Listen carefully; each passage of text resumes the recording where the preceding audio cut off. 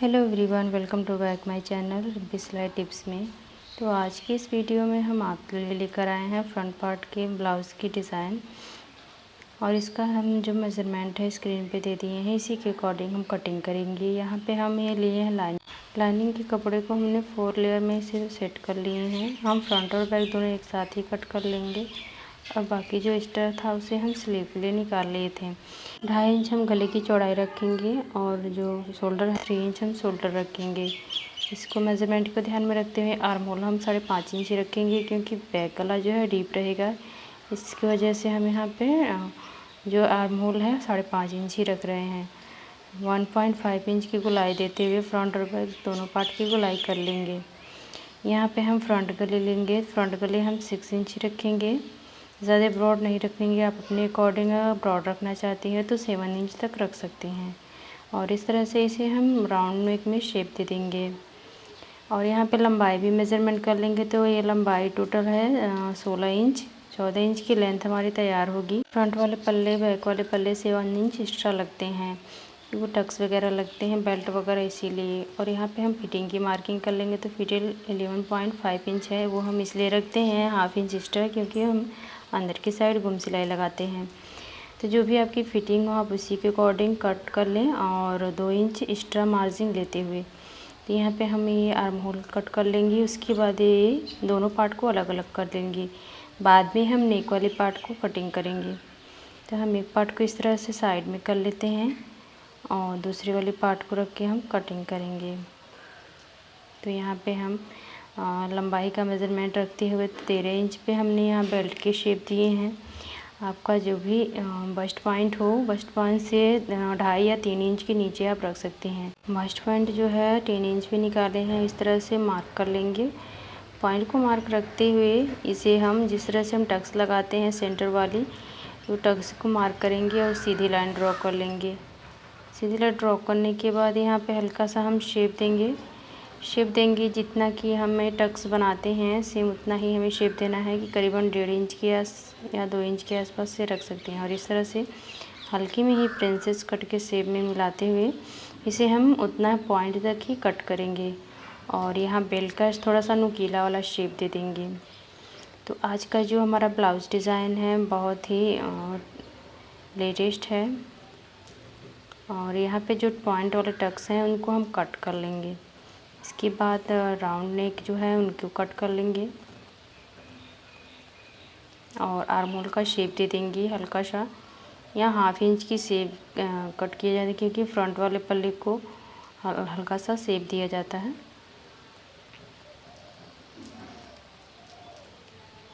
और इसके बाद हम ले लेंगे मेन फैब्रिक को इस तरह से ओपन कर लेंगे। तो कपड़े को इस तरह से हम ओपन कर लेंगे और 2 फोल्ड रखेंगे। 2 फोल्ड रखने के बाद हम इसे सेंटर से ही अलग कर देंगे, क्योंकि एक पार्ट हम जो ब्लाउज का डिज़ाइन है प्लेट वाले बना रहे हैं, जो कि लेटेस्ट आजकल चल रहे हैं ट्रेंड में, उसी को हम आज डिज़ाइन शेयर करेंगे। वही डिज़ाइन हम आपके साथ शेयर करेंगे। तो यहाँ पे हम 2 पार्ट को अलग कर लिए। याद रखिए हमें लंबाई वाले पोर्शन को ज़्यादा रखना है, चौड़ाई वाले पार्ट को 20 से रखना है, क्योंकि जो हमारा ब्लाउज़ का फ्रंट वाला पार्ट है उससे जो नीचे बेल्ट रहता है उतना हमें एक्स्ट्रा रखना पड़ेगा। आप फिटिंग देख रहे हैं 11 इंच रखे हैं। इसके बाद हमारा कपड़ा जो बच रहा है 11 इंच ही बच रहा है। आपका अगर 30 बचे या 30 या 34 बचे तो और ज़्यादा अच्छी प्लेटें पड़ती हैं। तो हमारे जो मेरा ब्लाउज़ है उसमें 4 ही प्लेटें पड़े हैं। और जो हमने टक्स कट किए थे उस टक्स को स्टिच कर लेंगे। डबल स्टिच लगा लिए हैं, दोनों पार्ट में हम लगा लेंगे। अगर लाइनिंग के कपड़े पे टक्स ना पड़ी, अगर प्लेन ही देख रहे हैं, आजकल ज़्यादातर लोग बना रहे हैं वीडियो प्लेन ही ऐसे सिंपल ही स्टिच कर दे रहे हैं, तो हमारे जो फिटिंग है अच्छी नहीं आएगी। इस तरह से हमने यहाँ पे लाइनिंग के कपड़े पे इस तरह से टक्स कर दिए हैं। और इसके साथ हम आपको यहाँ जो एक्स्ट्रा पार्ट निकले हैं उसको कट कर लेंगे। इसके साथ हम आपको एक आइडिया और शेयर करेंगे। यहाँ पे पफ डाल के हम प्लेटें बैठाएंगे, जिससे जो ब्लाउज है उसकी फिटिंग अच्छी आए और पहनने के बाद शेप भी अच्छा बने, कोई प्रॉब्लम ना हो।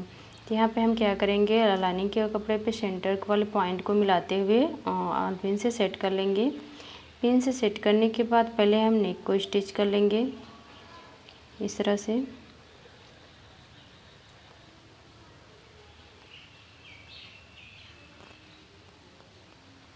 नेक स्टिच करने के बाद अब हम इसकी कटिंग कर लेते हैं। आप यहाँ पे पेस्टिंग पेपर का भी यूज़ कर सकती हैं, बुकरम का भी यूज़ कर सकती हैं, बट हमने नॉर्मली इस तरह से प्लटिंग, क्योंकि जो हमारा मेन फैब्रिक है वो थोड़ा थिक है, तो इस तरह से पेस्टिंग पेपर यूज़ करने की कोई ज़रूरत नहीं है, फिनिशिंग अच्छी आ जाती है इससे भी।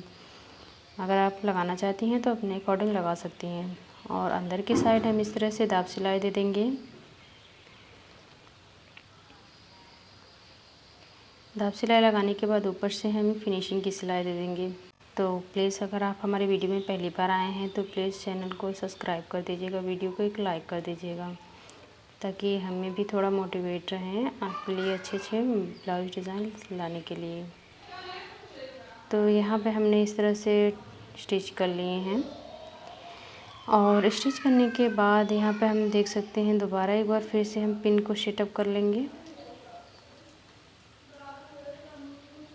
सेटअप करने के बाद यहाँ पे हम ले लेंगे अपना कप। जो कप हम अटैच नहीं करेंगे, या आप चाहे तो इसे ऐसे रख सकते हैं, बट हम इसमें इस तरह इसलिए लगा रहे हैं ताकि जो हमारा पहनने के बाद ब्लाउज की फिटिंग हो वो अच्छी शेप में आ जाए। तो बस इसे हम शेप देने के लिए यूज़ कर रहे हैं, बाद में इसे हम रिमूव कर देंगे। आप देख सकते हैं इस तरह से हमने पिन को सेट कर दिए हैं। दोनों पार्ट में पॉइंट वाले पॉइंट से मिलाते हुए हम इस तरह से सेट कर देंगे। तो पफ को सेट करने के बाद इसे हम सीधा कर लेंगे। सीधा करने के बाद इस तरह से देख सकते हैं सेंटर वाले पॉइंट को ध्यान में रखते हुए मिलाएंगे और आर्म होल वाले साइड पे ले जाके इसे सेट करेंगे।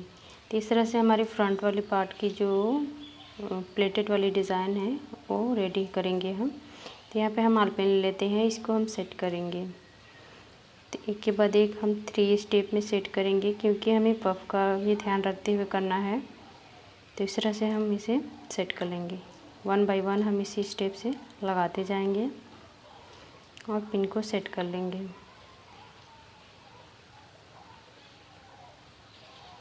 ये ब्लाउज बहुत ही ज़्यादा वायरल हो रही है, तो हमने सोचा हम भी आपके साथ एक शेयर करें इस डिज़ाइन को। आई होप मेरा भी आइडिया आपको पसंद आए। और इस तरह से दूसरे एक पार्ट हम कंप्लीट कर लिए हैं, अब दूसरे वाले पार्ट को इस तरह से सेट कर लेंगे। जहाँ तक हो सके पहले आप सेंटर से पिन अप करें, उसके बाद दोनों साइड करें, इससे जो है फिनिशिंग अच्छी आती है।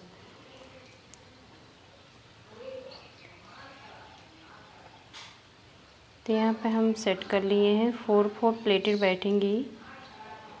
अगर आपके पास एक्स्ट्रा कपड़ा है तो आप एक्स्ट्रा बैठा सकते। मैक्सिमम जो कपड़े की लेंथ रहती है इतनी ही रहती है, क्योंकि इसी में हमें स्लीव और फ्रंट बैक दोनों निकालने होते हैं। तो दोनों साइड ही 4 प्लेट पड़ गई हैं। इसके बाद हम दोनों प्लेट को सेट करते हुए पहले प्लेट पे इस तरह से सिलाई लगा के सेट कर लेंगे। उसके बाद हम लाइनिंग के ऊपर सेट करेंगे। तो यहाँ देख सकते हैं नीचे के साइड हम पहले सेट कर लिए, फिर आर्म होल वाले साइड पे इस तरह से सेट कर लेंगे। तो दूसरी साइड भी इसी तरह से प्लेट को सेट करते हुए हम स्टिच लगा लेंगे। अब लाइनिंग वाले कपड़े को रख कर इस तरह से हम सिलाई लगा लेंगे। अब बारी है यहाँ पे कप निकालने की। इस तरह से सिलाई लगाते हुए हम मार्क कर लेंगे। मार्किंग करने के बाद हम जो कप को पिन से अटैच किए थे उससे निकाल लेंगे। यहाँ पे हमारे जो प्लेट डाले थे उसमें भी पिन अटैच हो गए हैं, तो उसको इस तरह से हम निकाल लेते हैं। सारे पिन को निकालने के बाद ही जी इसको हम अलग करेंगे। देख रहे हैं इस साइड से भी पिन जो हम सेंटर से अटैच किए थे वो निकल नहीं रहे थे, तो क्या किए हम यहाँ पे जो पफ वाली लाइन है उसी को रखते हुए हम यहाँ पे चाक से मार्क कर लिए। और मार्क करने के बाद हम इसे निकालेंगे ताकि जो लाइनिंग शेप का लाइनिंग है वो बना रहे। तो एक पैड हमने रिमूव कर दिए हैं, अब दूसरे की बारी है, तो इस तरह से हम उसमें भी सिलाई लगा लेंगे। यहाँ पे एक पैड हम निकाल लिए हैं, दूसरी पैड निकालने की बारी है, तो इसको हम आर्म होल वाले साइड पर मार्क करके निकाल लेंगे और सिलाई लगा के इसे सेट कर लेंगे। इसके बाद जो पार्ट बचेगा उसको हम इस तरह से स्टिच कर लेंगे। सारे आलपिन निकालने के बाद स्टिच जो एक्स्ट्रा मार्जिन है उसको कट कर लेंगे। कट करने के बाद आपको दिखाते हैं, तो कुछ इस तरह से शेप आए हैं। अब इसके बाद हम यहाँ प्रेस लगा के अच्छे से प्लेट को जो है सेट कर लेंगे। क्योंकि प्लेटें जो हैं कप फैब्रिक हैं जो फुले फुले हैं, तो उनको हम आयरन लगा के सेट कर लेते हैं। अब बारी है बेल्ट अटैच करने की। तो बेल्ट में भी इस तरह से हम मार्जिन वाले सिलाई को प्रेस कर लिए थे, ऊपर वाली साइड को और लाइनिंग वाली साइड को भी नीचे से एक सिलाई लगा के इसे स्टिच कर लेंगे। स्टिच करने के बाद हम बेल्ट में हम नीचे के साइड से ही सिलाई लगा लेंगे और सिलाई लगाने के बाद इसे हम यहाँ पे पलट लेंगे। पलट के दाब सिलाई दे देंगे। इसे नीचे के साइड में फिनिशिंग भी अच्छी आ जाती है। अब बेल्ट को हम रेडी कर लिए हैं। अब बात है अटैच करने की। तो यहाँ क्या करेंगे, हम पहले लाइनिंग वाले कपड़े को जो हम प्रेस किए थे कि जितना मार्जिन हमको चाहिए उतना ही हम प्रेस करके दबा लिए थे और इस तरह से हम किनारे से सेंटर को मिला लिए थे और किनारे से स्टिच लगाते गए हैं। आप देख सकते हैं इस तरह से हमने स्टिच लगाए।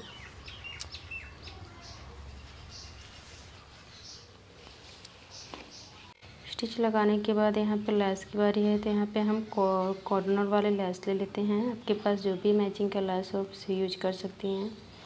मैंने यहाँ गोटा पट्टी वाले लेस यूज किए हैं। ये मार्केट में आपको इजीली मिल जाते हैं, 5-10 रुपये मीटर मिलते हैं। तो यहाँ पे जो हमने लाइनिंग पे स्टिच किए थे सेम वैसे स्टिच कर लेंगे। इससे इसका लुक बहुत ही अच्छा आएगा।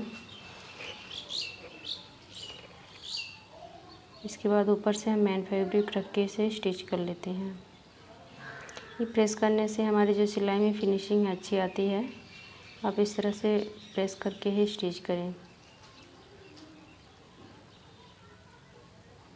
यहाँ पे देख सकते हैं नॉर्मली जो ब्लाउज़ था हमारा, हम नीचे के साइड यहाँ पफ लगा के आपको डिज़ाइन को क्लियर कर रहे हैं कि आपको पहनने के बाद फिटिंग कैसी आएगी।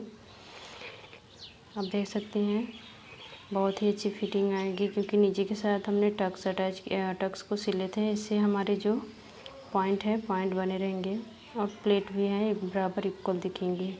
अब फाइनली हम ब्लाउज़ को टोटल रेडी करके दिखा रहे हैं और रेडी होने के बाद कुछ इस तरह से लुक आ रहे हैं।